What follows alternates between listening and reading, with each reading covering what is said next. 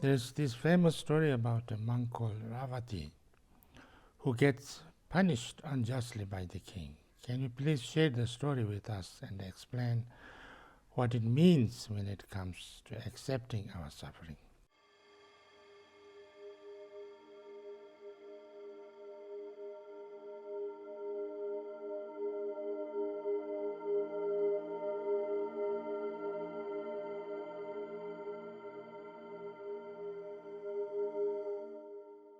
The story goes like this. Once in Kashmir lived a monk called Ravati. I think this is coming from the sutras. One day he was dyeing his monk's robes. He was making color in a large pot. A farmer came and asked Ravati if he saw his calf running this way. Ravati says he didn't, but when the farmer lifted the lid, he saw meat cooking inside the pot. Ravati himself also saw what was inside as meat. The farmer went to the king and asked him to punish Ravati. The king had Ravati thrown into a pit. However, several days later, the farmer's calf returned. So the farmer came back to the king and said, "Sir, the monk hadn't stolen my calf after all. Please release him." The king said that he would, but get distracted and forget about Ravati. After 6 months, the king freed Ravati, but then the monk's health was debilitated. The king felt terrible about his neglect. But then Ravati told the king, "No harm has been done. It was all the fruit of my own deeds." This is, I think a story, a kind of telling the effects of the long-term karma. We have done lots of things in the past. If we think about many lifetimes that we lived. Sometimes we did good things, sometimes we did bad things, and all kind of things. And then some of them have, consequences and things like that. So this is a story of, this monk. He didn't do anything bad at that time, but he got involved in this situation, and then, he couldn't prove it. Not only he could not prove that he was innocent, but actually there was seemingly like a proof that he was actually, he was actually, the culprit, and then all these things.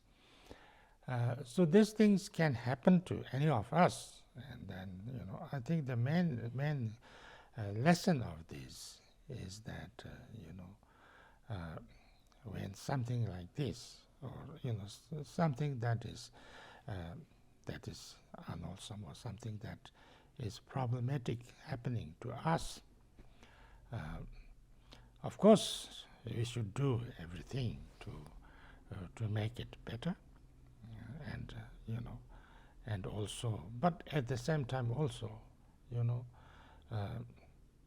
understand that there are many different causes and conditions, and that sometimes coming from very long time before, so we don't know. So therefore,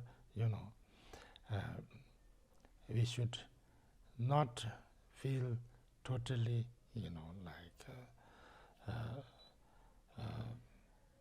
what can you say? We should not become impatient and frustrated and lose hope. We need to take negative things happening to us as effect of our own karma. So therefore, we need to take it as as a purification, and and use it as a purification, and then take it in a if I say that this, what is happening, could be because of some negative things that I did in the past, so I would like to purify this, and then I don't want to become more positive, more pure, and things like that, and then I will not be so negative in my mind, not be so angry, not be so upset, not be so why is this me, only things like that. So I can do it in a more positive way, and then after then I can get out of this, and then you become. So these things, you can call it karmic, you can call it circumstantial kind of situations, you can call it obstacles, but things like that can happen, and that does not mean to say that anything happening, anybody in a bad thing, it's their karma. It's that's not the case. Of course we all have negative things happening, and then we need to be very kind and compassionate to those people and try to help them as much as possible. We can help a little bit, maybe we can help a little more, maybe we can completely get rid of their problems. In some circumstances we should do that. That wouldn't make their karma less purified or anything like that, but there are also this way of understanding from our point of view. We should take it in this way. That's, I think, understanding.